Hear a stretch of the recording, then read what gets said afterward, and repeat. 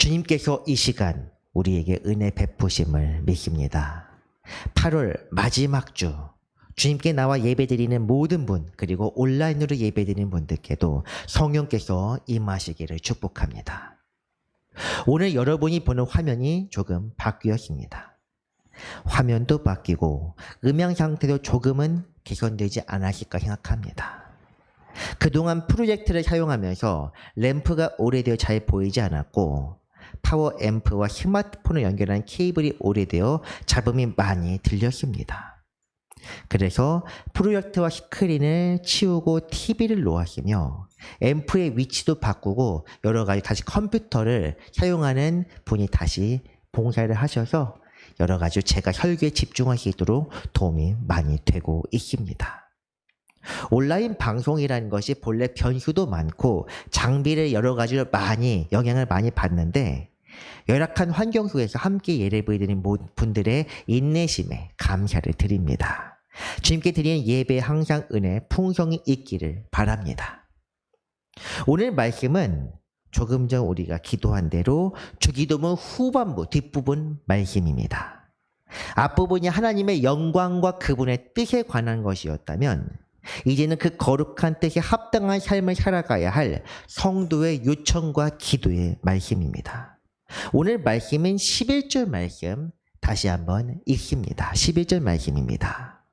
오늘 우리에게 일용할 양식을 주시옵고입니다. 일용할 양식, 이해하기 어려운 표현은 아니지만 일용하다는 표현 자체가 요즘 잘 쓰지 않는 표현입니다. 요즘 참고하고 있는 주기도문 세번역에서도 일용할 양식이라고 하기 때문에 세번역 성경을 한번 가져와 보았습니다. 세번역 성경에서는 오늘 우리에게 필요한 양식을 내려주시고 이렇게 되어 있습니다. 오늘 필요할 양식, 하루에 쓸 것, 이렇게 이해하면 될 것 같습니다. 영어 성경에서는 daily bread, 즉 하루 양식입니다. 이 하루 양식하면 어떤 이야기가 떠오르는 분도 있을지 모르겠습니다. 저는 이런 이야기가 떠오릅니다. 여러분도 잘 아는 말씀인데 하루 먹을 것, 바로 만나입니다. 여호와께서 이같이 명령하시기를 너희 각 사람은 먹을 만큼만 이것을 거두지니 곧 너희 사람이 수요대로 하루 한 사람의 한 오멜씩 거두되 각 사람이 그의 장막에 있는 자들을 위하여 거둘지니라 하셨느니라. 아멘. 만나 이야기. 광야에서 40년간 하나님께서 히브리 민족에게 베푸신 양식이 바로 만나입니다. 만나는 하나님께서 홍해를 건너 광야로 들어가는 순간부터 주신 것이며 요단강을 건너 가나안 땅에 진입할 때 끊어졌습니다. 광야에서 베푸신 식탁, 이것이 바로 만나입니다. 주님께서 우리에게 가르치신 기도에서는 일용할 양식을 요구하라고 하십니다.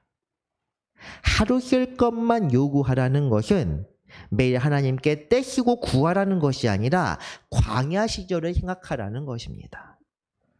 하나님께서 매 순간 그분의 백성을 살피시고 인도하시던 때 하나님이 도우심이 없으면 한순간도 살 수 없던 그때 하나님의 뜻을 이루며 천국 백성으로 살아간다는 것은 바로 이런 광야에서의 삶과 같다는 것을 뜻합니다. 만나에 대해 조금 더 이야기하자면 만나를 처음 받은 백성들은 기뻐하며 그것을 열심히 모으고 감사함으로 먹었습니다. 없다가 갑자기 먹을 것이 생각이 나니 당연한 처사이겠지만 이 감사함은 불행하게도 그렇게 오래가지 못했습니다. 만나를 먹은 이후 불평이 처음 생겨난 건 민수기 11장 말씀입니다. 11장 말씀은 무엇이냐면 광야에서 이제 머물러 있다가 떠나기 시작한 지 얼마 안 된 뒤입니다. 기브로 핫다와 사건, 핵심 말씀 한번 보겠습니다.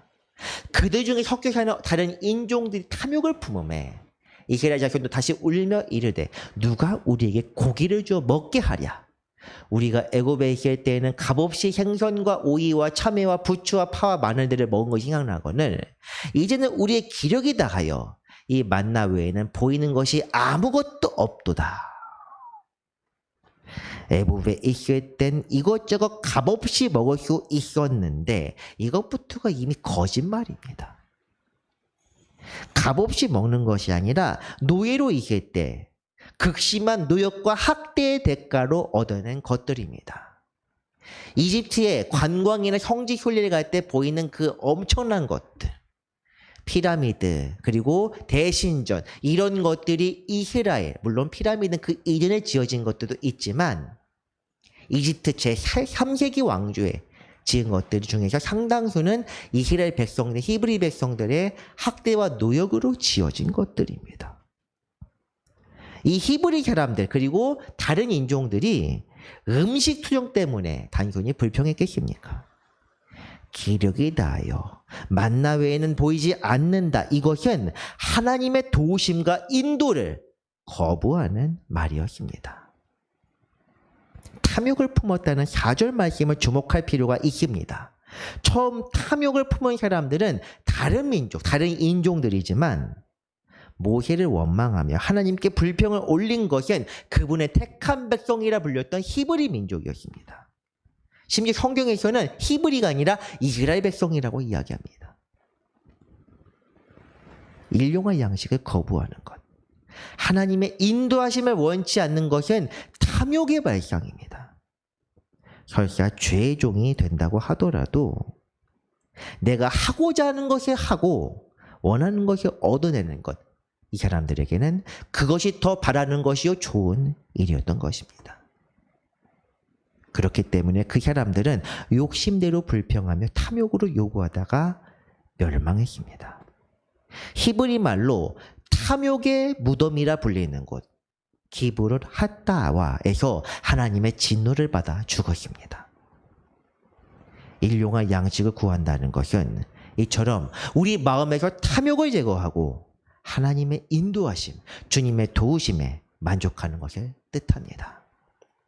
쓸 것을 구하는 것과 원하는 것을 구하는 것, 우리는 이것을 엄격하게 구분할 필요가 있습니다. 내가 원하는 것은 무엇입니까? 욕심입니다. 내가 쓸 것은 주님께서 보시기에 필요한 것입니다. 그래서 같은 마태복음 6장 후반부 말씀에서는 이렇게 지적하고 있습니다. 잘 아는 말씀입니다. 그러므로 염려하여 이르기를 무엇을 먹을까, 무엇을 마실까, 무엇을 입을까 하지 말라. 이는 다 이방인들이 구하는 것이라. 너희 하늘 아버지께서 이 모든 것이 너희에게 있어야 할 줄을 아시느니라. 아멘. 이방인들, 6장 첫 부분에서 제가 말씀드렸지만 이 이방인들이 구하는 것이다. 5장에도 나와 있고 6장에 나와 있고 계속 나옵니다. 이 이방인들이 구한다고 하는 것은 유대인들에게는 어떻게 보면 아킬레스건과 같은 말입니다. 이방인들 같이 상종하지도 않고 사마리아 사람, 어쨌든 함께 하는 것 자체가 부정한 행동.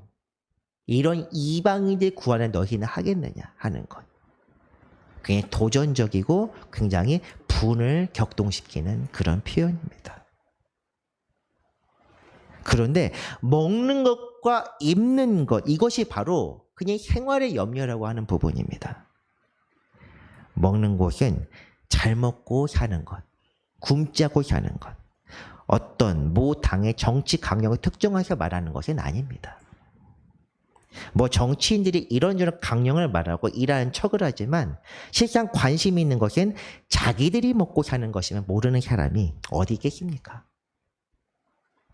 여야 할 것 없이 노소와 남녀를 막론하고 다 그러십니다. 제가 특정 정당을 지극하는 것이 아니라 정치인들의 모습이 다 똑같다는 것을 말씀드립니다. 이렇게 구하는 것들은 이방인들이나 할 짓이다. 주님께서 이렇게 또 말씀하십니다. 아버지께서 모르실까? 오죽 알아서 하지 않으시리라. 이렇게 반문하십니다. 이어지는 말씀, 이제 33절 말씀은 굳이 확인하지 않아도 다들 아십니다. 좀 쉬운 말로 이것을 번역하면 이것은 뭐 세번역이나 이런 것이 아니라 서승연식 번역입니다. 아버지의 나라와 의를 먼저 구하면 다른 것들을 아버지께서 알아서 채워주신다.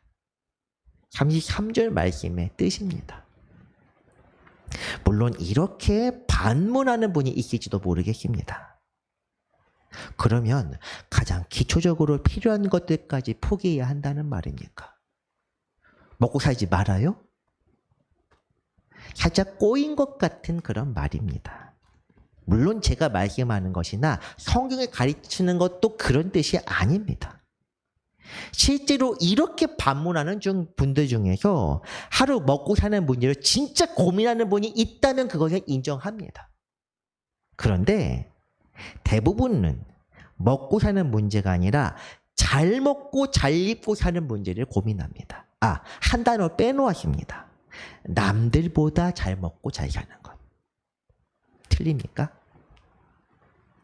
정말로 삶이 어려운 분이 있다면 그런 분들에게는 하나님의 은혜가 있기를 진심으로 바랍니다.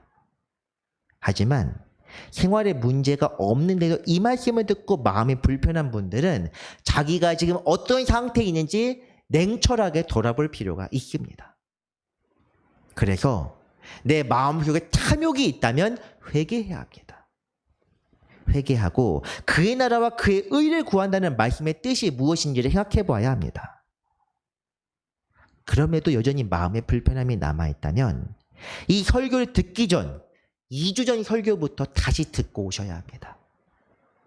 하나님의 나라를 구한다는 것, 그분의 뜻이 이루어지기를 이 땅에서 이루어질 구한다는 것은 이 세상에서 누리며 잘 사는 것과 전혀 무관하다는 것입니다. 또 다른 분들은 이렇게 질문할 수도 있을 것 같습니다. 주님께서도 사람들을 불쌍히 여기셨고 그분의 필요를 채워주시지 않았습니까? 엘리야나 엘리야도 구약시대에 그때도 여러 사람들을 구휼하고 또 돕지 않았습니까? 이것이 하나님의 뜻입니다. 물론 하나님께서는 가난하고 억눌린 자를 돌아보는 것을 기뻐하십니다. 하지만 이것을 생각해 보아야 합니다. 주님께서 대표적인 구휼 활동이 있습니다. 사람들에게 떡을 베푸신 오병이어 사건. 다들 아십니다. 그때 주님께서는 자신을 떡을 먹은 후에 자신을 따르는 사람들을 향해 이렇게 말씀하셨습니다. 썩을 양식을 위하여 일하지 말고 영생하도록 있는 양식을 위하여 하라. 이 양식은 무엇이냐? 인자가 너희에게 주리니 인자는 아버지 하나님께서 인치신 자니라. 제가 중간에 무엇이냐는 말을 중간에 넣었습니다. 이 양식은 썩을 양식과 구별되는 것입니다. 썩을 양식은 무엇이냐? 예수님께서 베푸신 떡입니다. 기적을 베푸셨지만 예수님께서는 썩을 양식을 그들에게 베푸셨습니다. 떡을 먹은 사람은 그 떡을 먹고 주님께 공복의 문제, 기한 문제를 완전히 해결해 주실 것을 기대했습니다. 따라하면 굶지는 않겠구나. 그러나 이 양식, 뒤 나오는 영생하도록 있는 양식, 이것이 핵심입니다. 이것이 무엇입니까? 주님께서 하신 사역과 관계가 있는데 주님께서 하신 사역은 구제가 아니라 복음 전파입니다. 그래서 떡을 먹고 주님을 따르는 이들에게 이렇게 말씀하십니다. 영생하는 양식을 위해 하라. 영생하는 양식이란 주님의 몸, 십자가를 통해 얻게 될 천국 시민권이자 십자가 그 자체를 뜻합니다. 사마리아 여자를 만나실 때 주님은 같은 말씀을 하십니다. 예수께서 대답하여 이르시되 이 물을 마시는 자마다 다시 목마르려니와 내가 주는 물을 마시는 자는 영원히 목마르지 아니하리니 내가 주는 물은 그 격에서 영생하도록 솟아나는 샘물이 되리라. 아멘. 떡에 대해서라면 이번에는 마시는 것에 대해서입니다. 잠깐 저도 좀 마시겠습니다.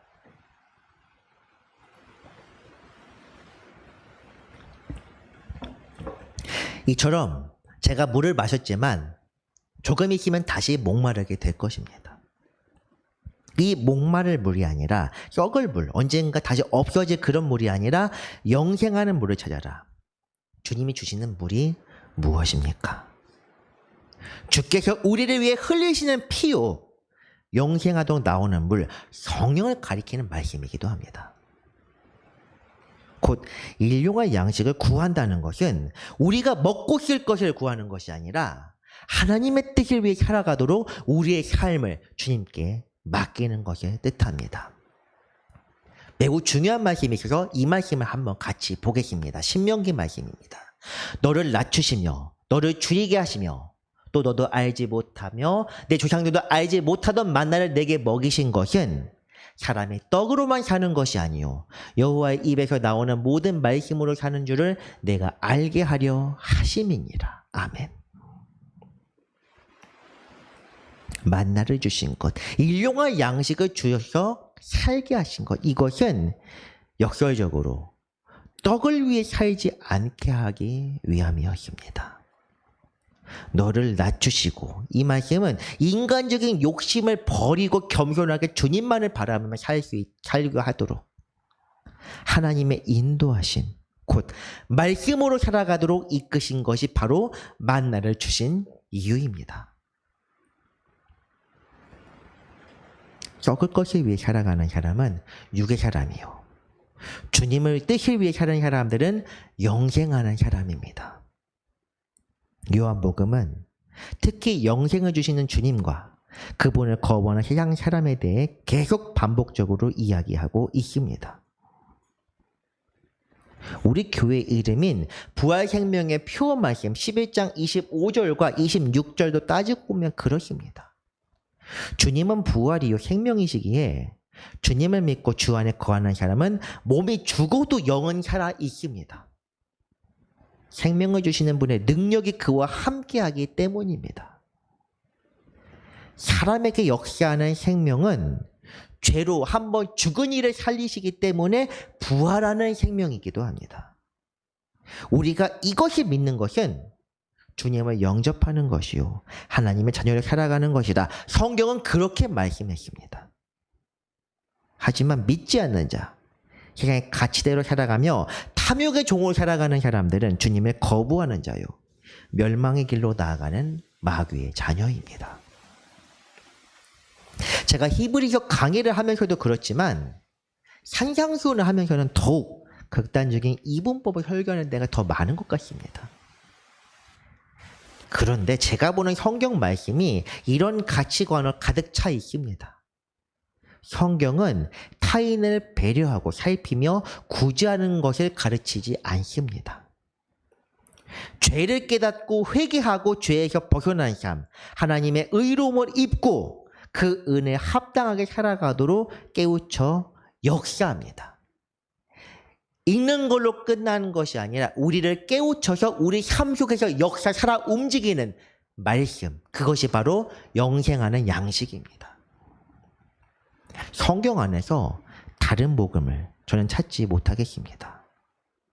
그리고 분명히 말씀드리지만 성경에서 죄사함과 십자가, 의롭게 되는 것과 성화 이외에 다른 것이 가르치는 것은 분명 잘못된 복음입니다. 성도 여러분은 옳고 그른 것을 분별해야 합니다. 마음에 맞는 것을 받는 것이 아니라 우리 각자를 살리는 말씀을 받고 믿어야 합니다. 이 말씀을 좀 드려야겠습니다. 오늘 아침에 기사를 하나 읽었는데 동성애 관련된 내용입니다. 어떤 내용이냐, 우리 교단에서 동성애를 옹호하거나 동성애를 축복하는 사람들을 출교시키거나 조사했던 것에 대해서 비판하는 그런 기사입니다. 그 기자분이 목사님이나 혹은 그런 신앙생활 얼마나 오래 했는지는 모르겠지만 교리와 정정과 성경을 이야기하면서 여러 가지 형태로 비판하는데 읽고 참 여러 생각이 들었습니다. 제가 사석에서라면 좀 더 심한 말을 하겠지만은 공적인 자리니까 간단하게만 말하겠습니다. 우리 부활생명교회는 동성애를 하는 사람들을 혐오하지는 않습니다. 하지만 그것을 죄 없다고 규정하지도 않겠습니다. 그리고 동성애뿐 아니라 이성애도 마찬가지입니다. 우리의 욕심대로, 탐욕대로 살아가는 것 자체가 죄입니다.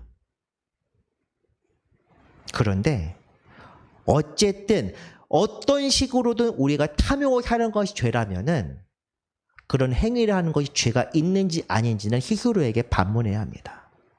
불편함이 없다면 전 더 이상 말씀을 드리지 않겠습니다만 마음속에 조금의 거리낌이 있다면 그것은 거부해야 맞습니다. 일용할 양식을 구하는 것도 바로 이렇게 구별된 삶과 맥을 같이 합니다. 주의 인도하심을 살아간다는 것은 광야 생활과 일치하는 삶입니다. 왜 광야에서 율법을 주셨습니까? 하나님의 백성으로 구별되어 살아가며 하나님의 말씀을 따르는 자는 살 것이요 따르지 않는 자는 죽을 것이다. 이것이 바로 율법의 강령입니다. 그것을 분명히 우리는 알고 이해해야 합니다. 광야길을 걸을 때 40년 동안 히브리 백성에게 어떤 일이 일어났는지 다 아시지 않습니까? 성경에 나오는 이야기는 기브로 핫다와 이야기도 그렇지만 불평하다가 죽었다. 그런데 불평할 만한 사건들이 실제로 일어났습니다. 어떤 거냐? 똑같이 40년 동안 만나만 줍니다. 같은 40년 동안 떡만 먹으라고 하면 저 같아서 질리겠습니다. 조금 불쌍하기도 하다. 제가 처음 읽었을 때 든 생각이 바로 이렇습니다. 40년 동안 떡만 먹으라면 나도 못 살겠다. 그런데 잘 생각해보면 제가 지금 들었던 이 마음이 사실입니다. 어떤 이야기냐? 이 광야 이야기의 교훈은 과거 역사를 들먹이며 주장되는 이렇게 형편없는 사람이었다는 것을 알려주는 목적으로 기록된 것이 아닙니다. 이 교훈은 무엇이냐? 오늘 살아가는 우리도 주님의 도우심을 살아갈 때 이런 시련들이 닥쳐오게 될 것인데 이것을 잘 이겨냈을 때 주께서 약속하신 형으로 들어가게 될 것이다. 이것을 우리가 기억해야 합니다. 사랑하는 성도 여러분, 우리 하나님은 사랑하는 자들, 택한 자들에게 번영과 부를 주시는 분이 아닙니다. 우리 마음대로 우리가 원하는 대로 즐기며 누리며 사는 것을 원하는 분도 아닙니다. 구원에 이르게 하는 하나님의 도우심과 인도하심을 허락하시며 이것을 잘 이겨내는 자들에게 약속한 것을 모두 다 주시는 분입니다. 아무 것이나 주는 것이 아니라 약속한 것을 주시는 분이 바로 우리 하나님 아버지입니다. 신명기 28장에 나오는 말씀, 신명기 28장 하면 68절에 이르는 말씀 동안 듣는 자에게 주는 복과 거부하는 자에게 주는 징계와 심판에 대해서 계속 나와 있습니다. 이 말씀은 오해해서는 안 되는 것은 앞부분이 말씀 잘 들으면 세상에서 번영할 것이라는 그런 뜻이 아니라는 것입니다. 이런 말은 내가 내 말 잘 들으면 잘 될 거다. 이 말은 하나님보다도 마귀의 유혹에 더 가깝습니다. 내 말만 잘 들으면 내게 한 번만 굽히면 천하를 다 줄 것이다. 누가 한 말인지 아십니까? 마귀가 예수님에게 한 말입니다. 내가 높은 데가 한번 뛰어내려 보면 사람들이 널 다 높이 볼 것이다. 그리고 또 한 가지 아십니까? 돌로 떡덩이가 되게 하라. 그에 대해서 예수님께서 마귀의 시련을 거부하면서 들은 말씀이 우리가 조금 전 읽은 신명기 말씀입니다. 사람이 떡으로만 사는 것이 아니요 하나님의 입에서 나오는 모든 말씀으로 살 것이다. 이것이 하나님이 우리가 분명히 기억해야 될 것. 하나님이 주시는 것은 우리에게 떡을 주시는 것이 아니라 말씀을 주시는 것입니다. 떡을 준다, 불을 준다. 이것은 마귀가 주는 것입니다. 신명기 28장 뒷부분도 말씀 안 들으면 심하게 고통받다가 죽을 것이라는 똑바로 살라는 협박이 아닙니다. 오히려 하나님께서 허락하시는 귀한 땅에 들어가야 할 때 온갖 유혹과 시련이 이르게 될 것이며 끝까지 견디고 승리하는 자들에게 하나님께서 함께 하실 것이란 은혜의 말씀입니다. 이 말씀대로 하나님이 행하셨습니다. 하나님처럼 자유로운 분이 없는데 하나님도 이 말씀대로 자기의 뜻을 맞추셨습니다.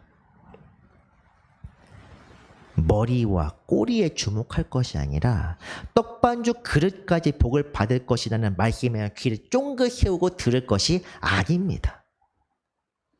세상의 부는 부수적인 것이요. 중요한 것은 하나님을 경외하는 마음이며 하나님의 인도하심을 받는 것이라는 것. 여기 말씀을 듣는 성도님들은 꼭 기억하셔야 합니다.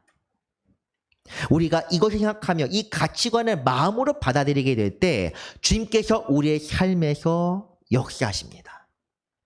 세상 가치가 아니라 하늘의 가치로 살게 하십니다. 부에 대해 조금 더 말씀드립니다. 우리가 주님의 인도하심대로 열심히 살게 되었을 때 우리에게 넉넉하게 주시면 그것은 우리가 받고 누려야 할 그런 복이 아닙니다. 떡반죽 그릇에 복이 많다고 하루에 4그릇씩 먹으라는 그런 의미가 아닙니다. 하나님께서 우리에게 하나님의 뜻대로 쓰고자 원하시는 것, 그 청지기, 도구로 사용되는 것입니다. 물론 저처럼 할 필요는 없지만 제 삶을 말씀드리자면 저는 매 순간 먹을 것, 쓸 것을 살 때 주님께 먼저 기도합니다. 취미 생활을 할 때나 길을 가면서 먹고 싶은 마음이 생겨나거나 사고 싶은 거 생겨날 때 그런 때도 기도합니다. 저 목사 참 할 짓 없다. 피곤하게 산다. 이렇게 생각하는 분이 참 많으리라 생각하지만 그렇게 살 때 장점이 무엇이냐? 사소한 것에도 감사가 생깁니다. 내 기호와 성향까지 아시고 필요한 것을 주시는 주님. 때로는 내가 원하는 것에 자제하기를 원하시는 주님. 감사 찬송에서 거절하신 것 감사라고 하는 것. 그 말씀의 의미는 내가 일용할 양식을 구할 때 주님께서 주시는 것입니다. 그런 때에 그저 감사할 수 있습니다.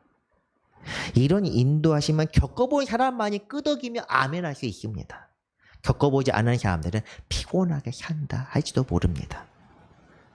저는 그런 은혜가 저뿐 아니라 여러분에게도 있었으면 좋겠습니다. 그리고 오해하지 말아야 될 것은 하나님께 일용할 양식을 구한다고 해서 전부 다 빈곤층, 극빈에서 간신히 목숨만 연명하며 살아가는 것은 아니라는 사실입니다. 저도 지금 그렇게까지 살고 있지는 않습니다. 사실 하나님께서 주시는 은혜는 이미 있지만 그런 은혜를 각 사람들이 깨달아야 합니다. 내가 가진 것이 내 것이 아니라 주님 것임을 깨달았을 때 얻는 은혜, 그리고 하나는 기쁨. 일용할 양식을 구하며 그 양식대로 살아간다는 것은 바로 그런 뜻입니다. 말씀을 정리합니다. 일용할 양식을 구하는 것은 하나님의 도우심을 바라며 살겠다는 것을 뜻합니다. 이것은 하늘 양식, 예수 그리스도의 보혈을 통한 구원을 바라며 하나님의 뜻을 실현하는 성도로서 살아가는 사람들이 해야 할 기도입니다. 우리가 하나님의 뜻대로 살아갈 때 모든 탐욕을 버리고 오직 주님만을 바라보며 살 수 있습니다. 주님께 모든 것을 의지하면서 세상에서는 어리석은 자요, 주 안에서 충성되고 지혜로운 모든 성도 되시기를 주님의 이름으로 간절히 권합니다. 기도하겠습니다.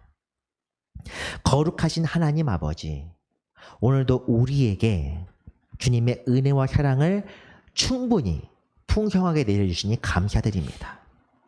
우리에게 필요한 것은 영혼의 구원이요 마귀를 이겨낼 능력이오니 오늘도 우리와 함께하여 주옵소서.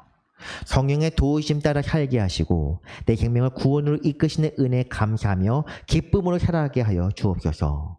오늘도 우리와 함께 하시는 우리 구주 예수 그리스도의 이름으로 기도합니다. 아멘.